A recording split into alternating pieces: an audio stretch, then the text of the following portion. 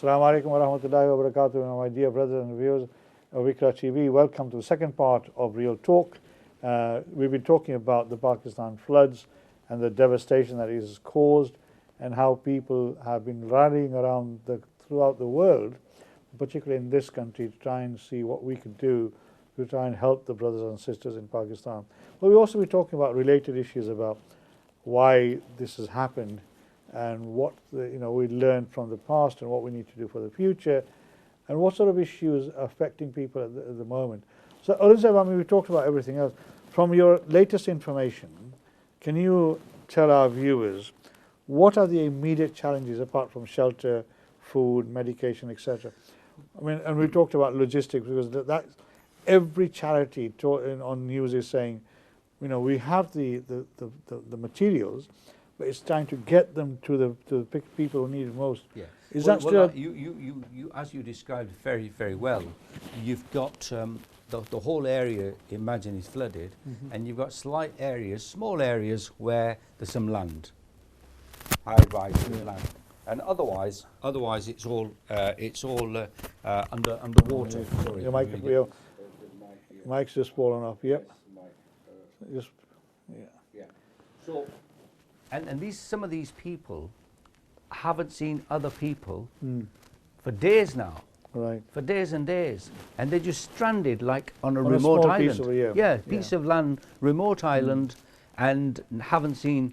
Now, what do? Do they risk sort of swimming, walking? But how long will they need to go? And if they do find another piece of dry land, what is it they're going to find? And insofar as the only way out for those people is by helicopter. Now you need the world's helicopters, all of the world's helicopters, to actually zoom in on that devastated area and pick up as many people as possible. We're talking, millions of people that need airlifting, or if you drop food, then obviously they need the means to cook the food, the means of disposal of their excrement, etc. So otherwise, you're polluting the same water. It's going to be disease. The next big thing to unfortunately hit these people is the disease that's going to be rife, and we've already seen people with really, really bad sores. I think on the news we saw a woman that a wall had collapsed on her leg, and she was in real pain. So she needs medical treatment. So the devastation is huge, and it really does need a little short of a miracle. We need the combined efforts of the whole of the world. And that's all we can pray for, that kind of thing happens, because it's so wide a stretch of land that the Pakistan does not have the ability or capability in terms of having little boats or helicopters to deliver or pick up or medical treatment, those kind of things. But as I say, all we can do is we can do our little bit, whatever that may be, and ultimately we have to leave it in the hands of Allah. Today is a monumental day in this country, where we have seen the new Prime Minister being appointed, or the leader of the Conservative Party being appointed, Liz Truss, who is the Foreign Secretary, who is now going to be tomorrow, hopefully, sort of signed approved by Her Majesty the Queen, and formally appointed as the Prime Minister. Now, obviously, as the former Foreign Secretary of the United Kingdom, she may have more knowledge about and connections with Pakistan. What do you expect from her? Do you expect anything from the new Prime Minister or this government at the moment? If they said to you, tell us what you want, what would be your top 3 priorities? Well, it certainly would have to be more than £1.5 million that well, I know that the government announced, which is insulting. Exactly, it's an insult. What is very, very insulting is they would love to take an order for billions of pounds to supply arms in a heartbeat, even though they know that the country can't afford to pay billions for arms, but they will do anything and everything to sell them arms for billions. But when it comes to aid, £1.5 million, which is quite insulting. I'm sure And the Muslim community will raise 10 times more than that. of course, and they already have. They Yeah, already. yeah. We only hear of the odd function, but privately, I was talking to a friend of mine. His family raised £100,000, MashaAllah. mentioned it to another a friend of their family friend in Dubai, and he said, "Look, I'll match it." So £200,000, just that family Two from families. Leeds, mashallah. They raised 100,000. Another friend of theirs in Dubai said, "I'll put another 100,000, 200," and there will be many, many examples of those that we will never find out, Exactly. because these people do it for the sake of Allah subhanahu wa ta'ala. It's not for show. That's a personal thing. That's between them and Allah subhanahu wa ta'ala, and that will be those that the figures will be huge, but minuscule to the extent of the problem. But everybody has a real passion for what's happening, and one of the things that I always, after my salah, I thank Allah subhanahu wa ta'ala that my late father, may Allah give him Jannah, came to this country, and the privileged life and lifestyle I've enjoyed compared to what would have happened perhaps if I hadn't. So we have to be very, very grateful. Oh, definitely. We are here by the grace of Allah subhanahu wa ta'ala. Yes, and then we need to remember that and say it could quite easily been us. That could quite easily be me marooned on some land with my family and watching them suffer because there's no hunger, there's disease, and you can almost stare death in the face. And that must be an awful, awful thing. I mean, I remember on Saturday, Imam Qasim, the chair of Al Khair Foundation, so was talking about his experience from the floods that he went to last time, because he went there directly himself. And he was saying that one of the most difficult things to ever get over is the stench of the dead bodies. He says once that seeps into your body and into your mind, it's even after years and years and years, it's still something really at the forefront of your mind. And when these things happen, it sort of reminds people of the absolute devastation that has taken place and how it impacts on everybody's lives. And he says you may be able to get over a lot of things, but this is something that you'll never get over with. And also proves to us how fragile we are as humankind. Exactly. Yeah, how fragile we are.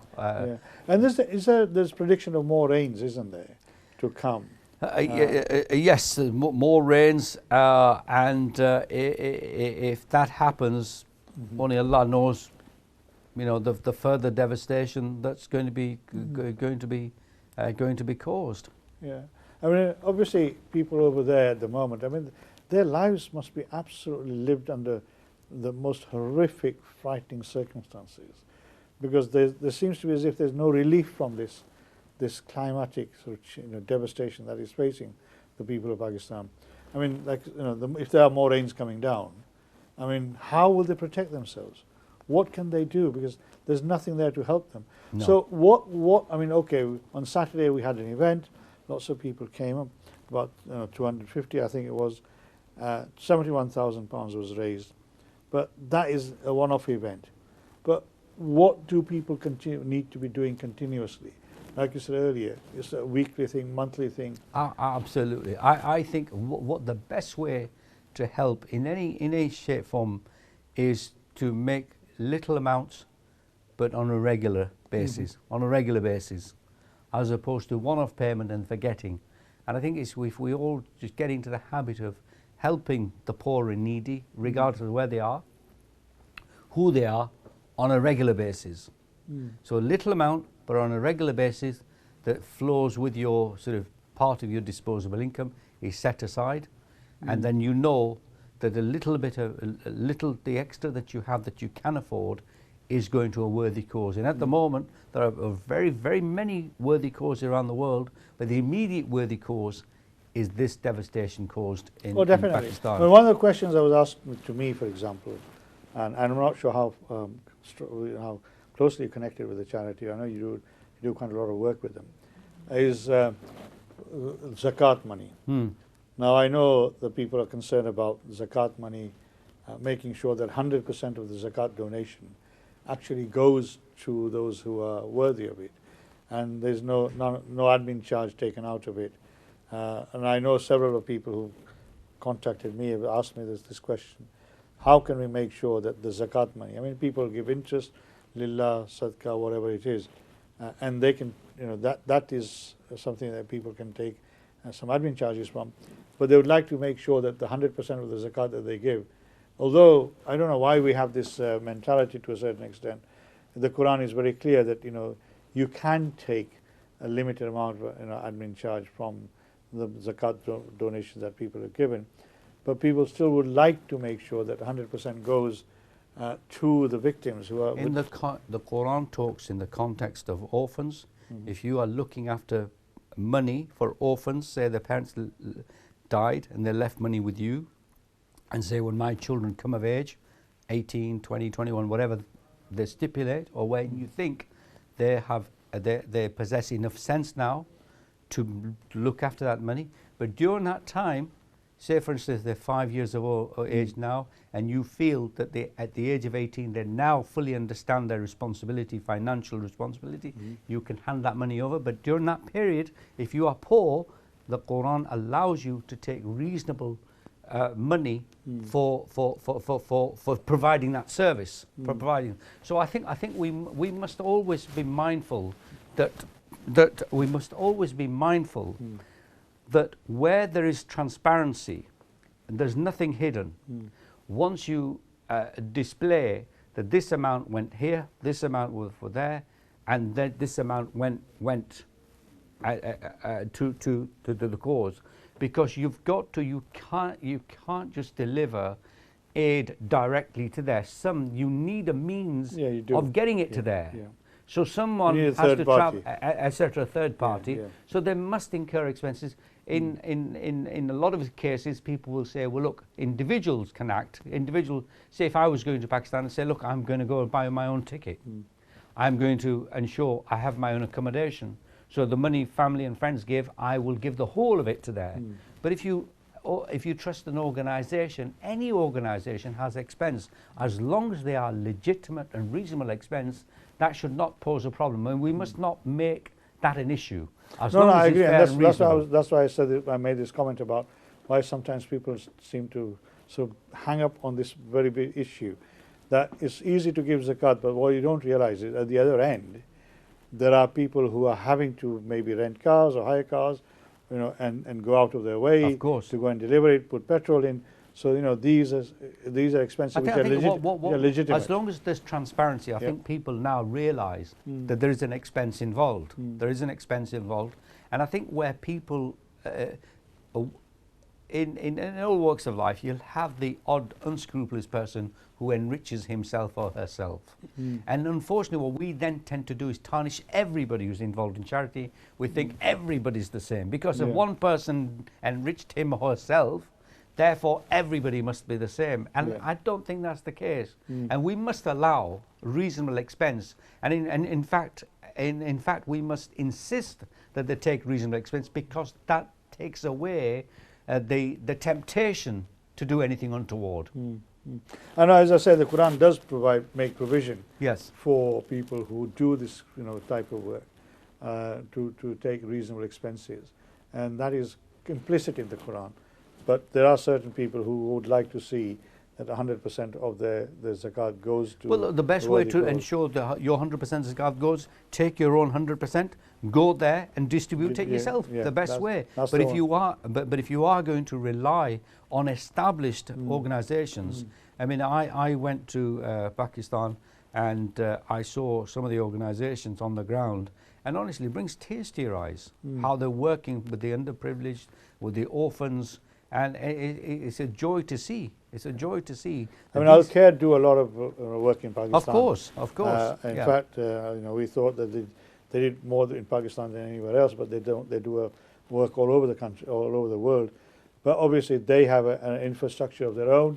They have their own people there, and obviously, they make sure that 100% of everything that's donated virtually is given to those people, who are most in need. And they've done a lot of work in Palestine as well, and around the world, in Africa as well. Now, obviously, we've talked about the impending sort of rains which are coming. Now, how much do you think the people or the government will be prepared for that rain, oncoming rain, which everybody is predicting? You see, even for poor countries. Sorry, there's a caller. Sorry. Somebody's called in. Assalamu alaikum wa rahmatullahi wa barakatuh. Who's calling? Can I have your name, please? And where are you calling from?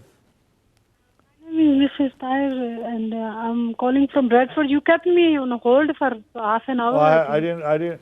I think something must have gone wrong in the call center. I'm sorry, Mrs. Tahir. How are you? Thanks for calling. I'm fine. The disaster is very big, but it's a test for us as well. Oh, definitely. Because how we will cope and how we will help them people, not to disappoint them. Mm-hmm. And there is this devastating flood from rain, but this disaster is from politicians as well. They don't handle, they don't do nothing, they don't... Well, I mean, I don't want to make my program into a political program. I'm not saying about political, yeah, but I'm sure politicians will also be responsible, will be mindful of their duties and their responsibilities. If they have failed the people of Pakistan, and I'm sure the people of Pakistan, will have a recourse to that. But certainly Allah will be watching them, and Allah will be questioning them when the time comes. But yeah, I mean, I spoke about this earlier. What action have the government taken to try and mitigate, this issue in the past? And successive governments may have failed in making sure that the people are protected somehow. And that is the question was: do you think the current government or any future government will have the strategy in place to try and make sure that it doesn't happen again? We've seen so many floods in the last 30, 40 years that this seems to be becoming a regular occurrence.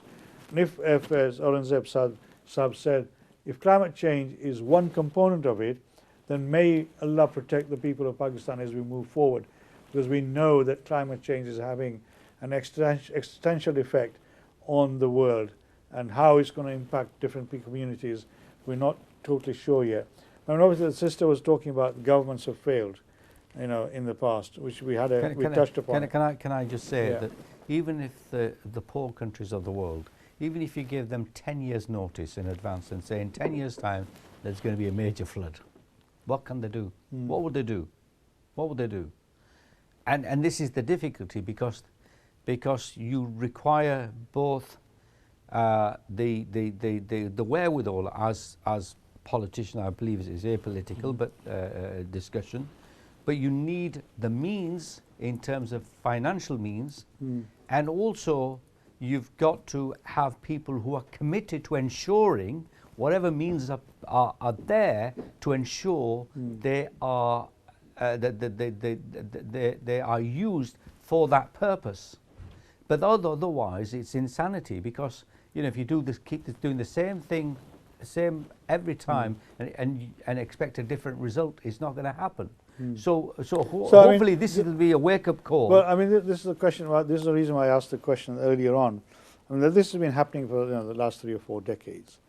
When is the wake-up call actually going to wake the people up? That's the question. One of the questions. Well, you'd have thought that if a third of the country, the size of the whole of the UK, is submerged in water, if this doesn't wake us up, all our politicians and bureaucrats, then clearly we have gone well astray. Right. In the same way as the people that the Quran mentions were astray, and maybe this is a divine punishment, because we are so astray, because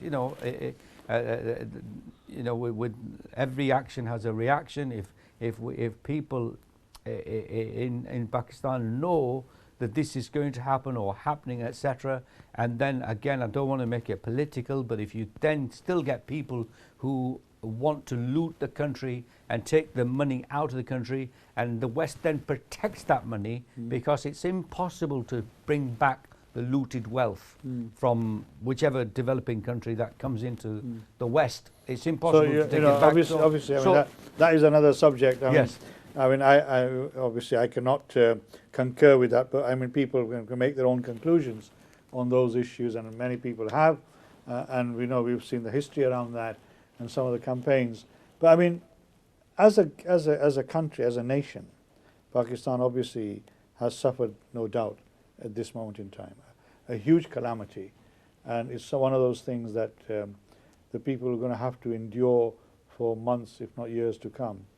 I mean, as an immediate, I mean, as you said, people are donating, people are very generous. You know, on Al-Care, the appeals that Al-Care has been making, you know, people have been very, very generous with their donations. Same as on Saturday night, and throughout the country, I'm sure, millions and millions of pounds will be raised. And we know that the Muslim community is one of the most generous and giving communities in the country. And the Times itself did an article on that a few years ago. But now, the here and now, I mean, you know, we're running out of time.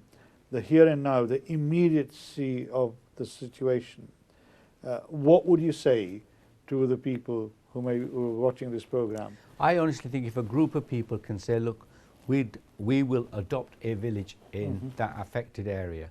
We will find out which village it is, and then we will ensure that they have, first of all, enough means to feed themselves. They have enough money to build a house, proper house with proper foundations, a simple house, but it's not a mud hut. So they've got more chance of surviving and not being washed away in a flood. And then we will ensure that they have some drainage system, that we will help them to have, say, solar cells to generate some electricity.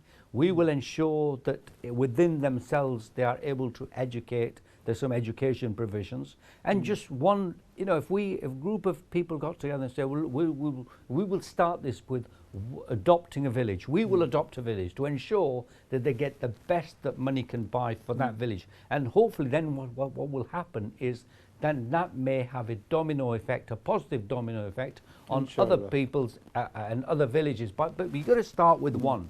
Even if you look at, alhamdulillah, the way Islam was spread, but by a nucleus of people who were all on the same page, alhamdulillah.